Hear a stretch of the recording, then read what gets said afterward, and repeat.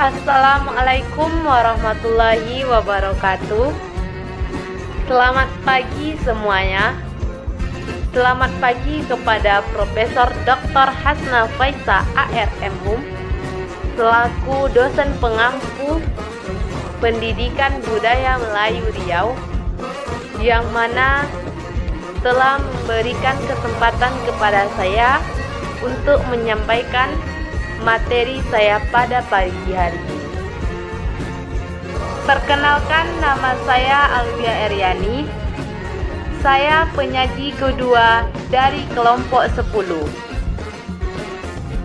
Baiklah, langsung saja saya akan menjelaskan tentang materi saya, yang mana yang tadi sudah dijelaskan oleh penyaji pertama tentang jenis makanan berdasarkan cara memasaknya. Yang keempat adalah ubuk. Memasak makanan dengan cara diubuk sangat khas. Bahan makanan yang dapat diolah dengan cara diubuk ini yakni pisang, ubi, terong, biji-bijian, dan ikan. Memasak dengan cara ini tidak sulit. Makanan hendak dimasak, ditimbun dalam tanah atau abu, di atasnya dipasang api. Waktu memasaknya agak lama, sekitar 1 sampai 1,5 jam. Seperti contohnya ada 3, yaitu ikan ubuk, pisang ubuk, dan ubi ubuk. Yang mana yang sama-sama kita tahu, ubi, pisang, dan ikan tersebut bisa diolah dengan cara diubuk. Kemudian yang kelima adalah kukus. Memasak dengan mengukus berbeda dengan memasak masakan yang direbus. Kukus adalah cara memasak dengan uap di sekitar atau di atas titik didih air. Bahan makanan yang dimasak dengan cara ini relatif lebih lama dibandingkan memasak dengan cara merebus. Selain itu, kandungan air dalam masakan kukus juga lebih sedikit dibandingkan direbus. Contoh makanan yang dikukus seperti lepat, apam, dan makanan lainnya. Dan yang keenam, goreng. Istilah goreng yakni menyebut cara memasak dengan memasakkan bahan makanan ke dalam minyak sebagai medium penghantar panasnya, yaitu margarin atau mentega. Cara memasak dengan menggoreng ini telah bermula pada sekitar 2500 sebelum Masehi di Mesir, Tan Nahil 1973. Dalam perkembangan selanjutnya, penggabungan sedikit minyak dan air dinamakan pula sebagai cara menumis. Memasak dengan menggunakan cara menggoreng menghasilkan banyak varian makanan di Melayu. Dan ini sering kita jumpai dalam kehidupan sehari-hari. Yang mana contohnya seperti sambal jering atau jengkol, sambal belacan, sambal lado tanak, sambal tempoyak, sambal tumis, dan sambal uap teri. Kemudian yang ketujuh, sangrai. Memasak dengan cara sangrai adalah teknik memasak yang tidak menggunakan air dan minyak. Sangrai dapat dilakukan dengan 2 cara. Yang pertama, sangrai menggunakan kuali dan bahan masakan dimasukkan ke dalam kuali, dan bahan masakan dimasukkan ke dalam kuali lalu dipanaskan dengan api kecil atau bara.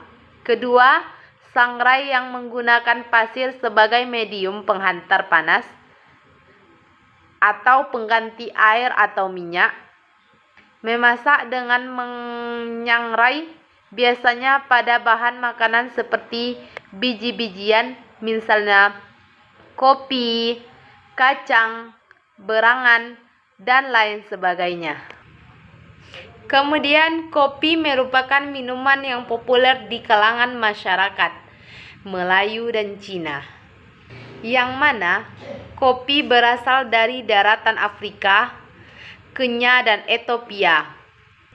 Kopi ini dikenal sebagai minuman pada abad ke-13, namun baru populer ketika para pedagang Arab memperkenalkannya sebagai kahwa ke negara-negara di Timur Tengah dan kawasan Mediterania pada sekitar abad ke-16 dan abad ke-17. Kemudian, orang Belanda dan Prancis menyebarkannya ke wilayah-wilayah koloni mereka. Kemudian, yang ketujuh adalah peram, makanan yang dibuat dengan cara antara 6 hingga 8 minggu. Proses mematangkan belacan menentukan baunya. Belacan yang sudah jadi akan berwarna merah muda, merah tua keunguan atau hitam, tergantung bahan dasar yang dipakainya. Belacan digunakan sebagai perencah masakan seperti sayur manis, sambal tumis, kuah laksa, dan sambal. Belacan dapat digunakan mentah atau dibakar sebelum dimasakkan dalam sambal, air asam, dan lain-lainnya. Seperti ada juga asam durian, daging buah durian yang telah diperam sehingga menjadi asam rasanya. Asam durian ini biasanya digunakan untuk bumbu gulai, campuran sambal giling, atau untuk dimakan dengan nasi, rasanya asam dengan aroma durian. Kemudian, jenis makanan dari kandungan airnya ada 2 macam. Yang pertama adalah makanan kering, dan yang kedua adalah makanan basah.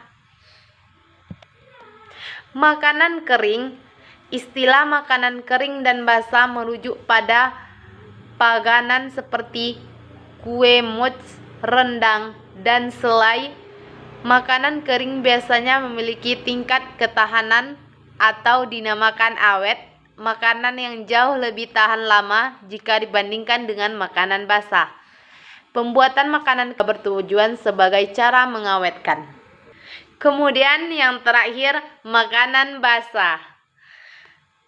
Ketahanan keawetan makanan basah cenderung lebih singkat dibandingkan dengan makanan kering.